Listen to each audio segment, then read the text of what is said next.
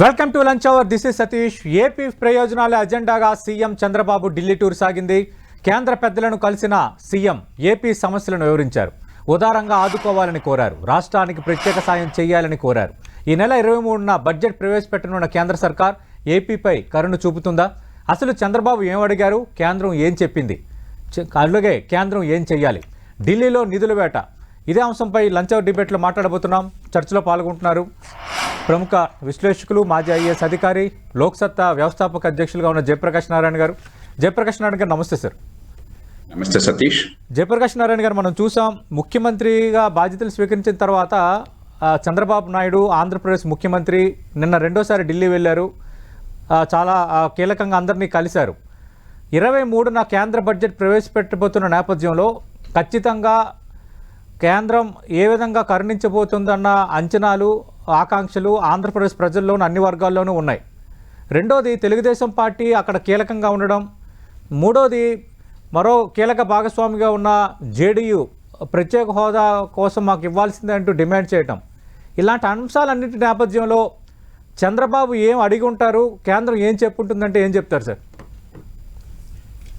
సతీష్, మనకి 3 రకాలుగా చూడాలి. జాతీయ స్థాయి నుంచి, యూనియన్ ప్రభుత్వం నుంచి రావాల్సిన సాయం చూస్తే, సార్ మొట్టమొదటిది మనకి రూల్ బౌండ్ గా కొన్ని పద్ధతుల ప్రకారం మనకు డబ్బు రావాల్సింది.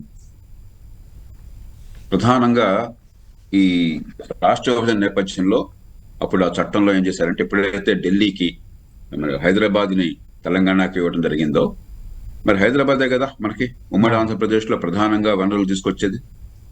కాబట్టి దానికి ప్రతిఫలంగా, పరిహారంగా కొన్ని ఏర్పాట్లు చేశారు. అవి చట్టబద్ధంగా రావాలి.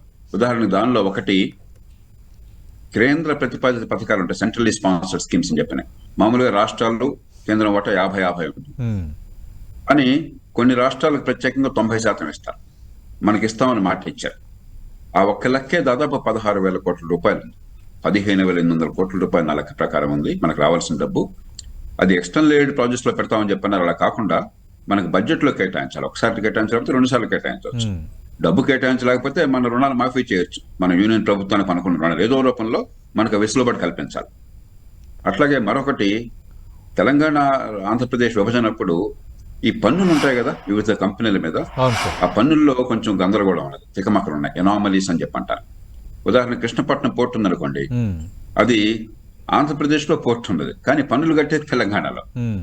ఇలాంటి ఇవన్నీ కనుక జాగ్రత్తగా సరిచేస్తే ఒక 3,800 కోట్ల రూపాయల రాష్ట్రానికి రావాలి. అంటే ఇవన్నీ హక్కుగా మనకు రావాల్సినవి, హామీలు ఇచ్చినవి ఆనాడు, అవి పూర్తిగా నెరవేరినటువంటివి. ఇది ఒక రకం.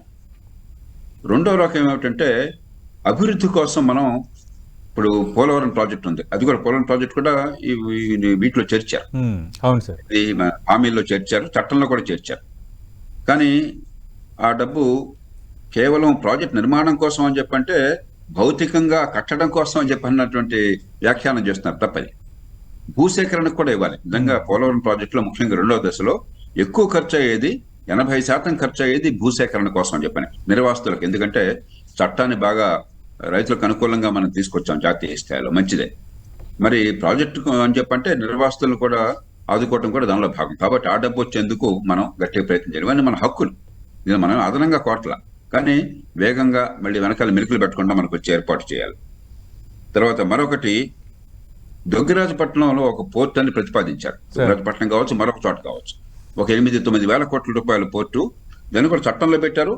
మనకి విశాఖపట్నంలో షిప్ యార్డ్ని ఎప్పుడైతే ఈ షిప్పింగ్ డిపార్ట్మెంట్ నుంచి, పోర్ట్స్ డిపార్ట్మెంట్ దగ్గర నుంచి రక్షణ శాఖకు బదిలీ చేశారో ఆ మేరకు ఆ డబ్బు వచ్చింది. కాబట్టి మనకు ఒక పోర్ట్ కావాలి నిర్మాణం. ఇంతవరకు మనం ఖచ్చితంగా జాతీయ స్థాయి నుంచి చేపట్టాలి, మనకు హక్కున్నది. ఇక రెండవది, వివిధ పద్ధతుల కింద మౌలిక సదుపాయాల కల్పన కావచ్చు, రాజధాని నిర్మాణం కోసం కావచ్చు, రోడ్లు, రైల్వేలు, ఇతరమైనవి కొన్ని సంస్థలు, 11 సంస్థలకు ఆల్రెడీ ఏర్పాటు జరుగుతున్నది, పెద్ద ఇబ్బంది లేదు. కానీ అభివృద్ధి కోసం రకరకాల రూపాల్లో మౌలిక సదుపాయాలు, రాజధాని నిర్మాణం వగేరాకి మనకి ఎంత వీలుంటే అంత మనకు వచ్చే ఏర్పాటు చేసుకోవాలి. ఇది రెండవది. ఇక మూడోది, పన్నుల రాయితీ. మనకి పన్నుల రాయితీ కానీ, వెనకబడ్డ ప్రాంతాలకు నిధులు కానీ, వెనకబడ్డ ప్రాంతాలకి మనకి నిధులు ఇస్తాం అదనంగా అన్నారు, కానీ చాలా తక్కువ ఇచ్చారు. కేవలం 50 కోట్ల రూపాయలు జిల్లాకి సంవత్సరానికి ఇచ్చారు. 7 జిల్లాలు ఆనాడు పెద్ద జిల్లాలు లెక్కేసుకుంటే. బుందేల్ఖండ్ ప్యాకేజ్ అయినట్టయితే మన అంచనాల ప్రకారం కనీసం 15-20 వేల కోట్లు రావాలి. రాష్ట్ర ప్రభుత్వం 24,000 కోట్ల రూపాయలకి తయారు చేసిన ప్రణాళిక. అది మనం కోరినంత వస్తుందో లేదో చెప్పలేం, కానీ ఖచ్చితంగా ఈ వెనకబడ్డ జిల్లాలకి ఇప్పుడు ఈవేళ బహుశా ఆ జిల్లాలో 14-15 అయి ఉంటాయి, 12-13 ఉంటాయి. అవును ఆ సార్. 12-13 జిల్లాలకి ఆనాడు 7 జిల్లాలకి, ఉత్తరాంధ్ర 3 జిల్లాలు, రాయలసీమ 4 జిల్లాలు మరింత అదనంగా కేటాయించాలి. ఇక చివరి అంశం పన్నుల రాయితీలు. పన్నుల రాయితీలు మనం కోరుతున్నాం రాష్ట్రం అంతటికి ఇవ్వాలని చెప్పని, కానీ బహుశా అది సాధ్యం కాదు. మీరు ఇందాక అన్నారు మనకిస్తే బీహార్ ఊరుకుంటుందా? Yes, sir. వాళ్ళు అడుగుతారు, అవును. వాళ్ళకి పరపతి ఉంది. మరి ఒరిస్సా ఊరుకుంటుందా? ఒరిస్సాలో బీజేపీ ప్రభుత్వం ఉంది, వాళ్ళు అడుగుతారు. అలాగే పక్క రాష్ట్రాలు మనకి తెలంగాణ కావచ్చు, తమిళనాడు కావచ్చు, మీకు పన్నుల రాయితీ ఇస్తే మాకు పెట్టుబడులన్నీ పోతాయని చెప్పని గట్టిగా ఎదురు తిరుగుతారు. ఇప్పటికీ ఎదురు తిరిగారు. అందుకని పన్నుల రాయితీ రాష్ట్రం మొత్తానికి సాధ్యం కాకపోవచ్చు, కానీ దేశం మొత్తంలో వెనకబడ్డ జిల్లాలను గుర్తించి దానిలో మాకు ఇప్పుడు ఇందాక 7 జిల్లాలు అనుకున్నాం, 7 జిల్లాలకి మీరు మిగతా రాష్ట్రాల్లో కూడా జిల్లాలకి ఇచ్చేయండి అని చెప్పంటే అప్పుడు ఇబ్బంది ఉండదు ఎవరికి. మనం కొంచెం తీర ప్రాంతంలో ఉన్నాం కాబట్టి కొంచెం ముందు చూపుతా కనుక వేగంగా మరుగు సదుపాయాలు పెట్టి పెట్టుబడులు ప్రోత్సహిస్తే మనకు ఎక్కువ ఫలితం వస్తుంది. ఆ రకంగా కొంచెం ఒడుపుగా చేయాలి. Yes, sir. అంచేత కొన్నేమో మనకు హక్కుగా రావాల్సి ఉన్నాయి, కొన్నేమో అభివృద్ధిలో భాగంగా రావాల్సి ఉన్నాయి, కొన్ని కొంచెం చాలా ఒడుపుగా మనం జాతీయ స్థాయిలో కూర్చొని ఊరికే అదే పనిగా మనం మొండి పట్టకుండా Yes, sir. మనం కొంచెం ఉభయతారకంగా చేసే ఉన్నాయి. ఇవన్నీ కూడా మనం సరిగ్గా చేసుకుంటే, ఎందుకంటే మన దేశంలో ఫెడరల్ వ్యవస్థలో జాతీయ స్థాయి నుంచి రాష్ట్రాలకి 100% పాళ్ళు రూల్ బౌండ్ Yes, ఒక sir. నిబంధనల ప్రకారం వచ్చేస్తుంది. మనం ఉన్న ప్రత్యేక పరిస్థితుల్లో కొన్ని విషయాలు అదనంగా మనకు కేటాయించాల్సిన అవసరం ఉన్నది. దానికోసం రాష్ట్ర ప్రభుత్వం ప్రయత్నం చేస్తుంది నాకు అర్థమైనంత వరకు. అంటే జయప్రకాష్ నారాయణ గారు, గత 5 ఏళ్లలో ఏపీ అప్పులు 13 లక్షల కోట్లకు పైగా పెరిగాయి. ఇది నిన్న ఢిల్లీ పర్యటనలో సీఎం కూడా సంబంధిత మంత్రుల దగ్గర ప్రస్తావించినట్టుగా మనకి ఇన్ఫర్మేషన్ ఉంది. అలాగే అటు కొత్త ప్రభుత్వం ఎన్నికైన వెంటనే కేంద్ర ఆర్థిక మంత్రి నిర్మలా సీతారామన్ నిర్వహించిన సమావేశానికి ఆంధ్రప్రదేశ్ ఆర్థిక మంత్రి పయ్యావుల కేశవ్ హాజరైనప్పుడు కూడా ఒక 8 పేజీల రిప్రజెంటేషన్లో ఈ అంశాన్ని ప్రస్తావించారు. అంటే ఆర్థికపరమైన కష్టాలు ఎక్కువగా ఉన్నాయి మాకు అన్న అంశాన్ని సందర్భం వచ్చిన ప్రతిసారి ఆంధ్రప్రదేశ్ ప్రభుత్వం సంబంధించిన ముఖ్యమంత్రి కానీ, అధికారులు కానీ, మంత్రులు కానీ కేంద్రం దృష్టికి తీసుకువెళ్తూనే ఉన్నారు. ఈ విషయంలో కేంద్రం ఎలా రెస్పాండ్ అవ్వాలంటారు? రెస్పాండ్ అవ్వడానికి కేంద్రానికి ఉన్న ఆప్షన్స్ ఏంటి? మనం సతీష్ 2 విషయాలు అర్థం చేసుకోవాలి. మొట్టమొదటిది, మనకి చట్టంలో భాగంగానే 5 ఏళ్ల పాటు రెవెన్యూ లోటుని భర్తీ చేస్తామని హామీ ఇచ్చారు. అది 14వ ఆర్థిక సంఘం ఆ రెవెన్యూ లోటు భర్తీ చేసింది. 22,000 కోట్ల రూపాయలు మనకు వచ్చినాయి. అది కాకుండా మొదటి సంవత్సరం అంటే రాష్ట్రం ఏర్పడ్డ మొట్టమొదటి సంవత్సరం 2014-15 సంవత్సరానికి అది 14వ ఆర్థిక సంఘం వర్తించదు. ఆ డబ్బులు మనకు రాల, కొద్ది మాత్రం ఇచ్చి కూర్చున్నారు. అప్పుడు ఇదిగో ఈ నివేదికలో జాతీయ స్థాయిలో లోక్సత్తా ఒక నిపుణులతో, అంటే జాతీయ నిపుణులతో, తెలుగు వాళ్ళు కాదు, కేవలం తెలుగు వాళ్ళతోనే పెట్టలేదు. తెలుగు వాళ్ళు అంటే మనం చెప్పుకుంటాం, వాళ్ళు ఎవరు నమ్మరు. కాబట్టి జాతీయ స్థాయి నిపుణులతో కూర్చోబెట్టి వాళ్ళు ఒప్పించి తయారు చేసి ఆనాడు ఒక 10,493 కోట్ల రూపాయలు అదనంగా రావాలని లోక్సత్తా పట్టుబట్టింది. ఆ డబ్బంతా వచ్చేసింది. జగన్ ప్రభుత్వం ఉన్నప్పుడే 10,460 కోట్లు అనుకుంటా, నాకు 10,400 కోట్ల పైచిలుకు వచ్చేసింది. కాబట్టి ఇక ఆ డబ్బు అదనంగా రాదు. రెవెన్యూ అంటే మీ బడ్జెట్లో మీ లోటు ఉంటే అది మీరు భరించాలి. మీకున్న వనరులు, మీకున్న అవసరాలు మీరు చూసుకోవాలి. కానీ మీరు ఎన్నుకున్న ప్రభుత్వాలు మరి శృతి మించి తప్పులు చేస్తే దానికి మూల్యం ఈ దేశం చెల్లించదు. వాళ్ళు ఖచ్చితంగా అక్కడ అడ్డుకుంటారు. అయితే ఏంటంటే కొంత వెసులుబాటు ఇవ్వగలరు. ఇప్పుడు వేస్ అండ్ మీన్స్, ఈవేళ మనకి బిల్లులు చెల్లించాలన్నా, జీతభత్యాలు చెల్లించాలన్నా, రోజువారీ పరిపాలన నడవాలన్నా కష్టంగా ఉందనుకోండి, ఆ మేర కొంత వెసులుబాటు ఇవ్వచ్చు లిక్విడిటీ కోసం అని చెప్పిన. అంటే మనకు కొంచెం అదనంగా అప్పులు చేసే అవకాశం ఉండటము, లేకపోతే తాత్కాలికంగా ఇతర సహాయాలు చేయడం. అది కాకుండా మనం కోరాల్సిన హక్కు ఏమిటంటే, హక్కుగా కోరేది ఏంటంటే నాకు నేను చెప్పినవన్నీ కూడా ఈ చట్టం కింద మాకు రావాల్సింది తప్ప మీరు ఖచ్చితంగా ఇవ్వాల్సిందే. కొన్ని నాంచారు, కొన్ని ఇచ్చారు, ఇవనే మాకు అందాల్సిందే. అలాగే అభివృద్ధి కోసం, ఎలాగో అభివృద్ధి కోసం ఇప్పుడు మీ బడ్జెట్లో లోటును పూరించదు, అభివృద్ధి కోసం డబ్బులు ఇస్తారు. ఖచ్చితంగా మనకు హక్కు ఉన్నది. మరుగు సదుపాయాల కల్పన, రాజధాని నిర్మాణం, పోలవరం నిర్మాణం వగేరా అని చెప్పినది. ఆ రకంగా చేయాలి తప్ప మేమంతా లోటుగా ఉన్నా, మేము మునిగిపోతున్నా, మాకు డబ్బులు ఇవ్వండి అని చెప్పంటే అలా ఇవ్వడానికి ప్రాతిపదిక లేదు. మన దేశంలో ఏ రాష్ట్రానికి కూడా అలా ఇవ్వడానికి ప్రాతిపదిక లేదు. కాబట్టి ఇదేమిటంటే ఒక నేపథ్యం. రాజకీయంగా మనకు బలం ఉంది, అక్కడ స్నేహ సంబంధాలు ఉన్నాయి, అదే సమయంలో ధర్మంగా మాకు ఇవ్వాల్సిన అవసరం ఉన్నది. దాంతోపాటు మాకు కష్టాలు కూడా ఉన్నాయని చెప్పడం తప్పితే, కష్టాల కంటే ఇప్పుడు కూడా జాతీయ స్థాయిలో మీరు పద్ధతి ప్రకారం మరి ప్రతిపాదనలు తయారు చేసి చట్టబద్ధంగాను మరి ఆర్థికంగాను దాన్ని బాగా పటిష్టంగా హేతుబద్ధంగా తయారు చేసి ఒప్పించగలగాలి. అప్పుడు ఖచ్చితంగా రాజకీయ పరపతి కూడా ఉంది కాబట్టి అప్పుడు ఫలితాలు ఎక్కువ వస్తాయి. అంటే జయప్రకాష్ నారాయణ గారు, ఈ ప్రత్యేక హోదా ముగిసిన అధ్యయనం అని కేంద్రం ఎప్పుడో చాలా స్పష్టంగా చెప్పింది. కానీ మారిన సమీకరణాల నేపథ్యంలో మూడోసారి మళ్ళీ ఎన్డీఏ అధికారంలో రావటం కాన్స్టిట్యూటివ్గా, at the same time JDU ఇదే డిమాండ్ చేస్తుండడం, గతంలో పార్లమెంట్ సాక్షిగా మనకి హామీ ఇచ్చారు కాబట్టి మనకు నెరవేర్చాల్సిందేనని చాలామంది మాట్లాడుతుండడం. మీ అంచనా ఏంటి సార్? నిజంగా ప్రత్యేక హోదా ఇచ్చే వాతావరణం కేంద్రం అటు బీహార్కి కానీ ఆంధ్రప్రదేశ్కి కానీ ఉందా, లేదంటే దానికి ఈక్వలెంట్గా ఏమైనా ప్యాకేజ్ ప్రకటించే స్కోప్ ఉందా? సతీష్, మనకి ప్రత్యేక హోదా అంటే అదొక మంత్రంలాగా అనుకుంటున్నారు తెలుగు ప్రజలు. సార్, ప్రత్యేక హోదాలో 4 అంశాలు ఏమి ఉన్నాయి, మనం కొంచెం అర్థం చేసుకుంటే మనకి ఏది సాధ్యం ఏది అసాధ్యం అర్థం. Yes sir. మొట్టమొదటి రెవెన్యూ లోటు భర్తీ చేయటము. అంటే మీకు రోజువారీ ఆదాయం కంటే రోజువారీ ఖర్చులు ఎక్కువైతే పెట్టుబడులు కాదు, మౌలిక సదుపాయాల కల్పన కాదు, అది పెట్టుబడుల కింద అది అప్పులు చేసినా చేయొచ్చు. రోజువారీ ఖర్చు రోజువారీ ఆదాయం కంటే మీ పన్నుల రూపంలో ఇతరత్ర వచ్చే ఆదాయం కంటే ఎక్కువ అయిపోయినట్టయితే మీకేమవుతుంది? రెవెన్యూ లోటు వస్తుంది. అంటే రోజువారీ ఖర్చులు కూడా లోటు వస్తుంది, దాన్ని భర్తీ చేస్తారు. మనకు 5 ఏళ్ళు భర్తీ చేస్తామని హామీ ఇచ్చారు. నేను ఇంతకుముందు చెప్పాను, 5 ఏళ్ళు భర్తీ చేశారు. 22,000 ప్లస్ 10-12,000 34-35,000 కోట్ల రూపాయలు 5 ఏళ్లలో మనకు వచ్చింది. ఆ తర్వాత ఇప్పుడు ఇక మనకు పెద్ద దాని గురించి అడిగానే హక్కు లేదు, ఎందుకంటే రాష్ట్ర విభజన తర్వాత 5-6 ఏళ్ల పాటు దాన్ని భరిస్తామని చెప్పారు. ఇక రెండోది, ఇంతకుముందే చెప్పాను, కేంద్ర ప్రతిపాదిత పథకాలు. ఆ పథకాల్లో మామూలుగా అన్ని రాష్ట్రాలు 50% పంచుకుంటాయి. ఢిల్లీ వాళ్ళు ఇచ్చే 50%, రాష్ట్రాలు 50%. కానీ ప్రత్యేక పరిస్థితులు ఉన్న రాష్ట్రాలకి 90% ఇస్తారు సాధారణ. అంటే 10% మాత్రం రాష్ట్రం పెట్టినట్టుగా.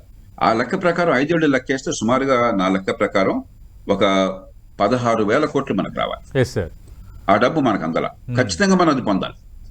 ఎందుకంటే అది దానిలో వెనకడానికి వీల్లేదు.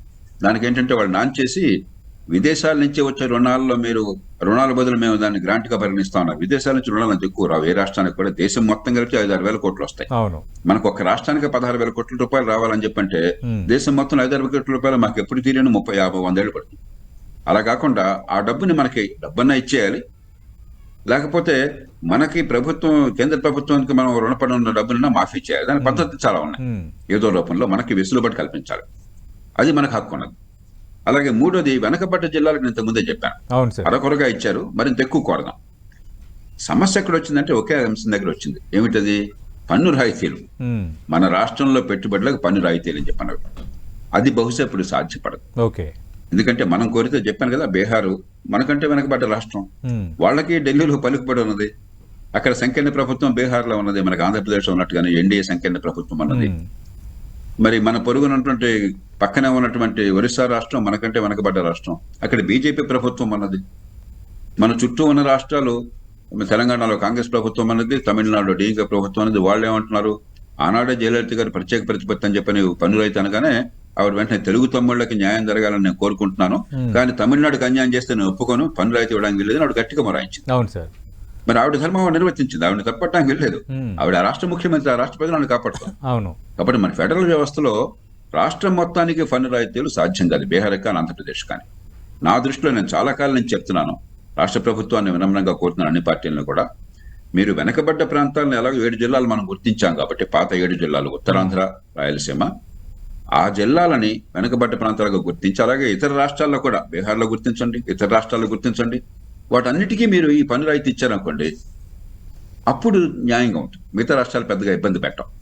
అప్పుడు మనం ఏం చేయాలంటే వేగంగా ఈ జిల్లాల్లో పెట్టుబడుల ప్రోత్సాహం కోసం చెప్పిన ఏర్పాట్లు చేయాలి, మౌలిక సదుపాయాల కల్పన. కానీ తీర ప్రాంతం ఉన్న రాష్ట్రం కాబట్టి కొంచెం గట్టిగా మనం కృషి చేస్తే, అందులో చంద్రబాబు నాయుడు గారికి అంతర్జాతీయ మార్కెట్లో బోర్డంత పేరు ప్రతిష్టలో నమ్మకం ఉంది కాబట్టి పెట్టుబడులు పొందొచ్చు తప్ప, మీరేదో ప్రత్యేక ప్రతిపత్తి అన్న మంత్రాన్నే కావాలని చెప్పంటే ఈ పన్ను రాయితీల విషయంలో బహుశా వాళ్ళ దేశంలో సాధ్యం కాదు. జయప్రకాష్ నారాయణ గారు, మరో కీలకమైన అంశం, ప్రస్తుతం ఆంధ్రప్రదేశ్ అధికారంలో ఉన్న ఎన్డీఏ ప్రభుత్వం ప్రయారిటీ అంశం రాజధాని అమరావతి. అమరావతికి సంబంధించి గతంలో కేంద్రం కొంత సాయం చేసింది.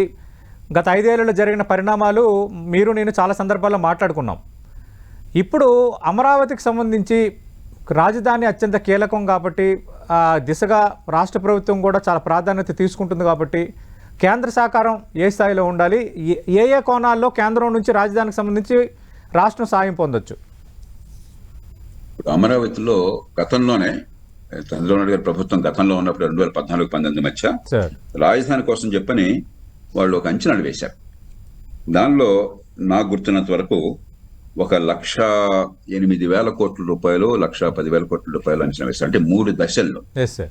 ఒకటి ఖచ్చితంగా రాజధాని కోసం చెప్పని మరి ప్రభుత్వ భవన నిర్మాణాలు, అది అసెంబ్లీ కావచ్చు, హైకోర్టు కావచ్చు, సెక్రటరియట్ కావచ్చు, మరొకటి కావచ్చు, మౌలిక సదుపాయాలు, అది అట్లా ఖర్చు పెట్టాలి. దానికైతే కొద్దిగా డబ్బు ఇచ్చారు, 1,000-1,500 కోట్లు ఇచ్చినట్టు, అంతకంటే ఎక్కువ వల్ల. అది మొట్టమొదటిది, అది అలాగే జరిగిపోతుంది. రెండో దశ మరికొంత విస్తరించి ఇతర మౌలిక సదుపాయాలు వగైరా చెప్పారు. తృతీయ దశ ఇంకొంచెం పెద్దది పెట్టారు. 1,10,000 కోట్లు ప్రభుత్వాలు పెట్టడం సాధ్యం కాదు. బహుశా ప్రభుత్వం ఆలోచిస్తుంది కూడా, మనం కొంత పెట్టుబడి కనుక పెట్టి నగర నిర్మాణానికి మంచి ఏర్పాట్లు చేసినట్టయితే, పెట్టుబడులు ఆకర్షించినట్టయితే ప్రైవేట్ పెట్టుబడులు వస్తాయని చెప్పాను. కాబట్టి నేను అనుకోవటం 25-30 వేల కోట్ల రూపాయలు పొందడం పెద్ద కష్టం కాదు. ఒక్క రోజున కాకపోయినా 4-5 ఏళ్ల కాలంలో. దానికి ఇప్పుడు ఇవాళ పరిస్థితిని అంచనా వేసి, మరి గతంలో వేసిన ప్రణాళికల్ని మనసులో ఉంచుకొని ప్రభుత్వం కనుక ప్రతిపాదన తీసుకొస్తే, దానిలో జాతీయ స్థాయి నుంచి మనకి మౌలిక సదుపాయాలు, ముఖ్యంగా రాజధాని కనెక్టివిటీ కావచ్చు, రాజధాని దగ్గరలో పోర్టు కావచ్చు, రాజధాని లోపల మౌలిక సదుపాయాలు కావచ్చు, ఇవన్నీ కూడా చేయడానికి సరే ఎలాగో ప్రభుత్వ భవనాలు వగైరా ఎలాగో చేస్తారు. కాబట్టి ఈ రకంగా మనం చేసినట్టయితే బహుశా 25-30, నేను ఊరికే అందాజుగా చెప్తున్నాను, ఇదేదో లోతుగా అధ్యయనం చేసి చెప్పడం, అది ఒక 25-30 వేల కోట్ల రూపాయలు అదనంగా పొందే అవకాశం ఉంది. కానీ మనం కూడా ఏమిటంటే, చెప్పాను కదా, ఉడుపుగా సరైనటువంటి ప్రతిపాదనలు తయారు చేసి అక్కడ వాస్తవాల ఆధారంగా హేతుబద్ధంగా వాళ్ళ ముందు పెడితే ఫలితాలు వస్తాయి. కానీ ఊరికే అమరావతిలోనో మీరు విజయవాడలోనో విశాఖపట్నంలో కూర్చుని మనం అదే పనిగా నినాదాలు ఇస్తే రాజకీయంగా ఏదో అలా ఉంటుంది, కానీ పెద్ద ఫలితాలు ఉండవు. రాష్ట్ర యూనియన్ సంబంధాలు ఆర్థిక విషయాల్లో చాలా పరిణతి చెందినాయి మన దేశంలో. ఇతర దేశాల్లో లాగా, మరి కొన్ని దేశాల రాచరికంలాగా ఉండదు, కొన్ని నిబంధనల ప్రకారం ఉంటుంది. కాబట్టి మనం పెద్ద దానిలోకి చొప్పించి అదనంగా అడగాలి. ఇవాళ ఒక రకంగా మంచి అవకాశం ఉంది, రాజకీయంగాను ఆంధ్రప్రదేశ్కి పరపతి ఉన్నది. రెండోది, జాతీయ స్థాయిలో కూడా వనరులు కాస్త ఉన్నంతలో కాస్త బాగుంది. ఎందుకంటే మోదీ ప్రభుత్వం కొంచెం పొదుపరి ప్రభుత్వం, అందువల్ల ఈ ద్రవ్యలోటు తగ్గుతోంది, అప్పులు చేసే భారం తగ్గుతోంది ఉన్న కొద్దికి. అప్పుల భారం మొత్తం మీద పెరుగుతున్నా కూడా అప్పుల రేటు పెరుగుతోంది, జాతీయ ఆదాయంలో అప్పుల వాటా తగ్గుతోంది. ఎప్పుడైతే అప్పుల వాటా తగ్గుతుందో అదనంగా డబ్బులు సేకరించగలుగుతున్నారో, కొంచెం మన లాంటి రాష్ట్రాలకు, ఒక రాష్ట్రానికి ఒక 10-20 వేల కోట్లు అదనంగా ఇవ్వాలంటే పెద్ద కష్టం కాదు. కాబట్టి ఆర్థికంగా వెసులుబాటు ఉంది, రాజకీయంగా పరపతుంది. కానీ దాన్ని మనం ఓటుపుగా, సంయమనంతో, సౌమ్యంగా తెచ్చుకోవాలి తప్ప యుద్ధం చేసి తెచ్చుకుంటామని చెప్పంటే ఒక స్థాయి దాటిన తర్వాత బ్రేక్ పడిపోతుంది. సార్, ఇంకా ఇందాక మనం ప్రారంభంలో ప్రస్తావించాం సార్, మీరు కూడా ప్రస్తావించారు పోలవరంకి సంబంధించి. అమరావతి, పోలవరం ఒక 2 కళ్ళు అన్నంత రీతిలో ప్రభుత్వం ప్రియారిటీగా తీసుకున్న నేపథ్యంలో 4 ఏళ్లలో కంప్లీట్ చేస్తామని స్వయంగా ముఖ్యమంత్రి బాధ్యతలు స్వీకరించిన వెంటనే చేసిన తొలి పర్యటనలో ఆయన చేసిన ప్రకటన. పోలవరం విషయంలో ఇప్పటివరకు కేంద్రం ఏం చేసింది, ఇక నుంచి ఆ ప్రాజెక్టు త్వరితగతిన నిర్మాణం కంప్లీట్ కావాలంటే కేంద్రం సాయం ఏ రీతిలో ఉండాలి? ఇప్పుడు ఆనాడు తెలుగుదేశం ప్రభుత్వం ఉన్నప్పుడు మొదటి దశ చాలా వేగంగా జరుగుతోంది సతీష్ సార్. మొదటి 1 సంవత్సరం 2 సంవత్సరాలు మళ్ళీ అన్ని సెటిల్ చేయడానికి టైం పట్టినా కూడా నేను స్వయంగా చూశాను, చాలా బ్రహ్మాండంగా శరవేగంగా జరుగుతుంది. ఆ కాంట్రాక్టర్లు కూడా డబ్బు కోసం చేయాలి, ఎందుకంటే మన రాష్ట్రం అని చెప్పని రాష్ట్ర ప్రభుత్వం కాస్త వాళ్ళని బతిమలాడితే, మన రాష్ట్రం కోసం చేద్దాం, కొన్ని వేరే చోట మాకు ఏమన్నా ఆదాయం వచ్చే మార్గాలు చూపెడతారు నాశతో వాళ్ళు కూడా చాలా సంతోషంగా చేశారు. దురదృష్టం కొద్దీ ఆనాడు మొదటి దశ అంటే ఏమిటంటే, కొంత నీళ్లు నిలవండి, నీళ్లు ఒక ఎత్తుకొచ్చి గ్రావిటీ ద్వారా మీకు కృష్ణా డెల్టాకి నీళ్లు రావడం. అది లేనప్పుడు ఏమైంది, పట్టిసీమ మరో పథకం ద్వారా ఎత్తిపోతలు అవసరమైంది, గ్రావిటీ ద్వారా రావడం మొదటి దశ. 41.72 మీటర్లు అనుకుంటాను అది. రెండవ దశ 45 మీటర్ల పైకి వస్తుంది, అక్కడ నిలవ ఉండేది 200 TMC పైగా నీళ్లు నిలవ ఉంటాయి. మొదటి దశ పూర్తి అవడానికి ఇంకో 6 నెలలు అయిపోతుందనే పరిస్థితి ఉండగా నిజంగా 5 ఏళ్లలో ప్రభుత్వం ఏం చేస్తుందో దేవుడికి నాకేం అర్థం కావట్లేదు. మన దేశ చరిత్రలో ఎప్పుడు కూడా ఎన్నిసార్లు ప్రభుత్వాలు మారినా, ఎన్నికలు జరిగినా కూడా ఒక కీలకమైన ప్రాజెక్ట్, బహుళార్థ సాధక ప్రాజెక్ట్, అందులో ఒక జాతీయ ప్రాజెక్ట్, ఇతర రాష్ట్రాలకు కూడా ఫలితం వచ్చేటువంటి ప్రాజెక్టు, ఎన్నో రకాలటువంటి లాభాలు ఉన్న ప్రాజెక్టు, డబ్బులు కూడా జాతీయ స్థాయిలో ఇస్తున్న ప్రాజెక్టు, దాన్ని అర్థంతరంగా ఆపేసి ఏమీ చేయకుండా కూర్చోవడం అనేది చాలా, అసలు ఇది మామూలు పరిపాలనకి, మామూలు ఆలోచనకి తగదు. నేర సమాన నిర్లక్ష్యం జరిగింది, దానిలో ఏమాత్రం అనుమానలేదు. ఎందుకంటే ఆ ప్రాజెక్టు వల్ల లాభం గోదావరి డెల్టాకి మాత్రమే కాదు, ప్రధానంగా కృష్ణా డెల్టాకి లాభం అవుతుంది. ఎందుకంటే గోదావరి బేసిన్ నుంచి కృష్ణా బేసిన్ నీళ్లు మళ్లిస్తున్నారు. కాబట్టి కృష్ణా డెల్టాకి మీరు నాగార్జున సాగర్ నుంచో కృష్ణ పై నుంచి నీళ్లు రావాల్సిన అవసరం లేకుండానే మీకు అతను నీళ్లు వచ్చేస్తాయి. అప్పుడేమవుతుంది, నాగార్జున సాగర్కి మీకు ఆ, నీళ్లు మిగిలి తెలంగాణలో వాడుకోవచ్చు. పోతిరెడ్డిపాడు నుంచి నీళ్లు కిందకి అవసరం ఉండదు కాబట్టి నాగార్జున సాగర్ నీళ్లు తెలంగాణకే ఉపయోగపడుతున్నాయి కాబట్టి మీరు పోతిరెడ్డిపాడు నుంచి రాయలసీమకు వాడుకోవచ్చు. ఆ పైన ఉన్న రాష్ట్రాలు కర్ణాటక, మహారాష్ట్ర వాళ్ళు ఈ 80 టీఎంసీలు మిగిలినాయని చెప్పి అనుకుంటే దానిలో వాళ్ళ వాటా ఉంది. కాబట్టి అందరికీ లాభం, అన్ని రాష్ట్రాలకు అన్ని ప్రాంతాలకు లాభం. అలాంటి ప్రాజెక్టు ఆ దశలో ఉండగా ఆపేయటం చాలా పొరపాటు. ఈవేళ మరి అంచనా వేసి ముఖ్యమంత్రి గారి పర్యటనలో కొంత నష్టం జరిగింది, మళ్ళీ పూడ్చాలి, ఆ డయాఫ్రమ్ వాల్, తర్వాత కాఫర్ డ్యాము గొడవలు చెప్తున్నారు. సాంకేతిక విషయాలకు మనం వెళ్ళదు, కానీ ఖచ్చితంగా ఆలస్యం వల్ల నష్టం జరిగింది. ఇప్పుడు ఆ నష్టాన్ని కూడా పూడ్చాలి. కొంత ఆ మేర ఖర్చు కొంత పెరగచ్చు. మొదటి దశ వెంటనే పూర్తవుతుంది. అది వీళ్ళు తలుచుకుంటే ప్రభుత్వం ఈ వరదల సీజన్లో కష్టం అవుతుంది. ఈ వరదలు తగ్గిన తర్వాత నేను అనుకోవటం వచ్చే వరదల లోపల మొదటి దశ పూర్తి చేయొచ్చు, యుద్ధ ప్రాతిపదికన చేసినట్టయితే. ఇక రెండవ దశ సమస్య. రెండవ దశ సివిల్ వర్క్స్ పెద్ద కష్టం కాదు. సివిల్ వర్క్స్ 2-3 వేల కోట్లు అదనంగా ఖర్చు ఉంటుంది, 3-4 వేల కోట్లు అంతే, పెద్దగా అంతకంటే ఎక్కువ అదనంగా ఖర్చు ఉండదు. ఇది డ్యామ్ నిర్మాణం మొదటి దశ అయిపోయిన తర్వాత అది పెద్ద ఇబ్బంది కాదు. కానీ భూసేకరణ, భూ నిర్వాసితులకి వాళ్ళకి పునరావాసం అది నిజమైనటువంటి సమస్య. పెద్ద ఖర్చు అక్కడ ఉంది. ఆ డబ్బు ఖచ్చితంగా జాతీయ స్థాయి ప్రభుత్వం వాళ్ళు గతంలో కొంచెం ఇవ్వమన్నట్టుగా సంకేతాన్ని ఇచ్చారు. ఈవేళ రాజకీయ ప్రభుత్వం ఉపయోగించుకుని ఆ భూ నిర్వాసితులు గనక ఆ పరిహారం ఇచ్చే ఏర్పాటు, ఆ పునరావాసం ఏర్పాటు జాతీయ ప్రభుత్వం వెంటనే ఏర్పాటు చేస్తే అప్పుడు 3 ఏళ్లలో పూర్తవుతుంది. సివిల్ వర్క్స్ 3 ఏళ్లలో పూర్తి అవడం కష్టం కాదు. కానీ భూసేకరణ, నిర్వాసితులందరినీ కూడా పునరావాసం అవడం అన్నది ఒక పక్కన డబ్బు, రెండో పక్కన వాళ్ళకి ప్రత్యేకమైన ఏర్పాట్లు చేయాలి కదా. కాబట్టి దాన్ని బట్టి ఉంటుంది. కానీ ఖచ్చితంగా మొదటి దశ 1 సంవత్సరం లోపల పూర్తయ్యే అవకాశం ఉంది. వచ్చే మాన్సూన్ లోపల గట్టిగా చేస్తే పూర్తయ్యే అవకాశం ఉంది. రెండవ దశ మరొక 3 ఏళ్లలో పూర్తయ్యే అవకాశం. సార్, ఇంకా విభజన హామీలకు సంబంధించి విశాఖ రైల్వే జోన్ ఇది కూడా ఒక హాట్ టాపిక్కే. గతంలో మేము కట్టుబడి ఉన్నాము, అలాగే స్థల సేకరణకు సంబంధించి అప్పటి ప్రభుత్వం మాకు సరైన రీతిలో సహకరించలేదని కేంద్ర మంత్రులు కూడా కొన్ని ప్రకటనలు చేశారు. ఈ విషయంలో ఎలాంటి ఫలితం ఎక్స్పెక్ట్ చేయొచ్చు సార్? అది పెద్ద సమస్య ఉండకపోవచ్చు, కేవలం పాలనాపరమైన వ్యవహారం. మనం ఎలాంటి విషయాల గురించి నినాదాలు చేస్తున్నాం కూడా మనకు పెద్దగా గొప్ప విషయం కాదు. కానీ ప్రజలు కోరుతున్నారు, వాళ్ళు ఇస్తామంటున్నారు కూడా, పెద్ద ఇబ్బంది లేదు. అదేముంది, మనం కాస్త స్థలం చూపెడతామంటే వాళ్ళు పాలనాపరంగా సంతకం పెట్టడం చాలా తేలిక, అవి తేలిగ్గా అయిపోతాయి. కానీ మన దృష్టి ప్రధానంగా దీర్ఘకాల అభివృద్ధి మీద పెట్టాలి. ఇక్కడ ఆఫీస్ పెట్టారా లేదా దాని మీద కాకుండా మనం ఆలోచించాల్సిన దీర్ఘకాల అభివృద్ధి మీద. రైట్.